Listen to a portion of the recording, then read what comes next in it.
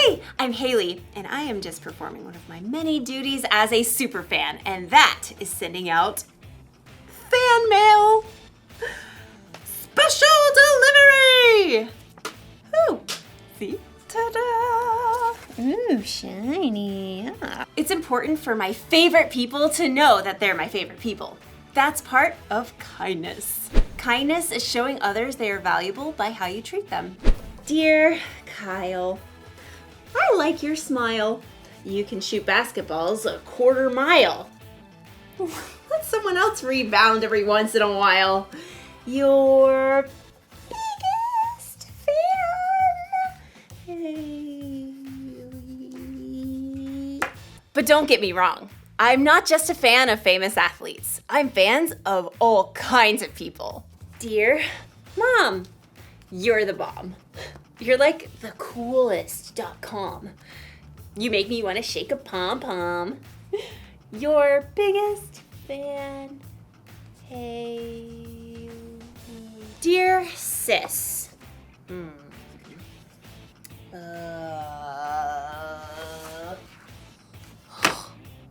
Okay. Well, I'll tell you this. The annoying way you chew is something I don't miss. And your taste in music makes me want to hiss. Your sis. Hey.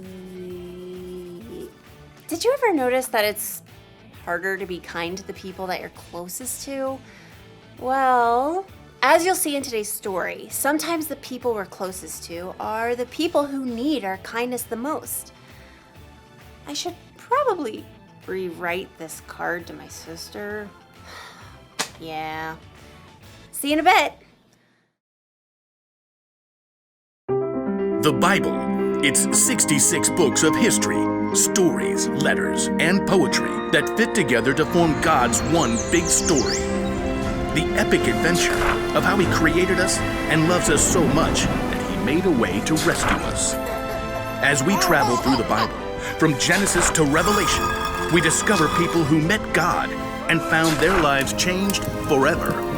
Now, for an amazing story. Inspired by the Book of Ruth. In the land of Moab, there lived a young woman named Ruth. She married a man from Judah and must have dreamed of a large family and many children. We'll name them Zeke and Hannah and...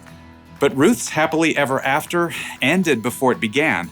Her husband died and his brother too, and that left Ruth alone with her sister-in-law Orpah and her mother-in-law Naomi, whose husband died too. I have nothing left. Naomi had come to live in Moab during a famine in Judah, but she had gotten word that there was plentiful food in her homeland again, so she planned to take a road trip. Ruth, Orpah, go back to your family homes.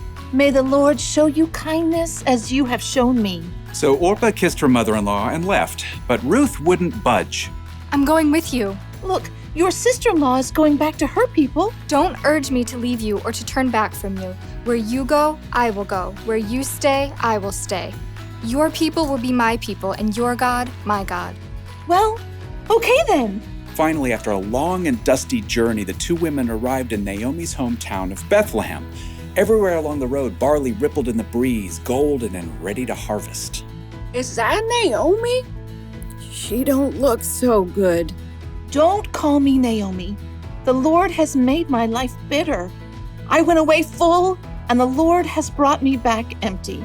Don't listen to them. You just need dinner and a nap. Finding food was their top priority. Some of those barley fields belong to my husband's relative, Boaz. The grain is being harvested right now. Let me go to the fields and pick up the leftovers. Go, my daughter. The law instructed the landowners to leave behind some of the harvest for people who needed food, so Ruth followed behind the harvesters, gathering every bit of barley that fell to the ground. Barley. Let's see. You can barbecue it, boil it, broil it, sauté it. Ruth worked hard in the heat of the day. In the afternoon, Boaz came out to survey the harvest. The Lord be with you. The Lord bless you! Boaz spotted Ruth hard at work and asked his overseer, Who is that young woman? She came back from Moab with Naomi. She asked if she could pick up the extra grain and has barely rested all day. Boaz was moved by Ruth's care for Naomi. He waded through the barley to speak with her. Stay here and follow along where the men are harvesting. I'll make sure no one bothers you. And when you're thirsty, you get a drink from the water jars. Why are you so kind to me, a foreigner? I've been told what you've done for your mother-in-law, how you left your homeland to come here. May the Lord reward you. Boaz offered Ruth bread and roasted grain to eat, and at the end of the day, she was able to bring a large amount of grain home to Naomi. So much food! Ruth continued to work in Boaz's fields until the end of the grain harvest, but even then, life would have been very difficult for two women living alone together. So Naomi laid out a plan for Ruth. I will do whatever you say. At the end of the harvest, the workers threshed the grain to separate the edible kernel from the straw. Then they held a big celebration. When the meal was over and the lights burned low, Boaz laid down near the pile of grain to sleep. Ruth arrived and approached Boaz just as Naomi had told her to do.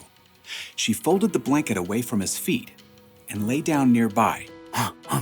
Who's there? It's me, Ruth. Please give me your protection since you're responsible for our family. Boaz was surprised, but what Ruth had said was true. The Lord bless you. Don't be afraid. I'll do what you ask. Everyone knows you are wise and kind.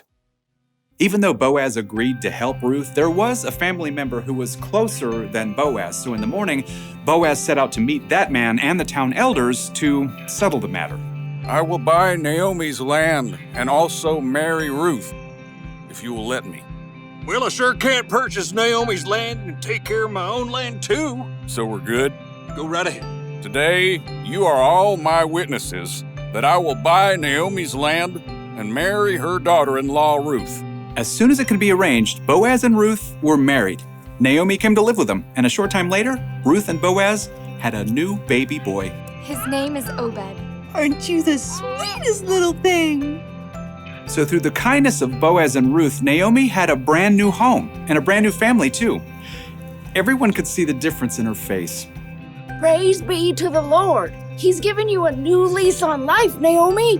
Yeah, that Ruth is better to you than 7 sons. Now, Ruth's story doesn't end there. Her son Obed had a son named Jesse, who had a son named David, King David.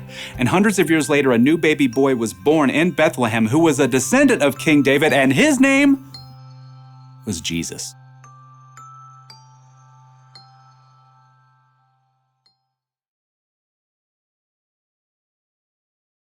A lot of kindness was being shown in Ruth's story.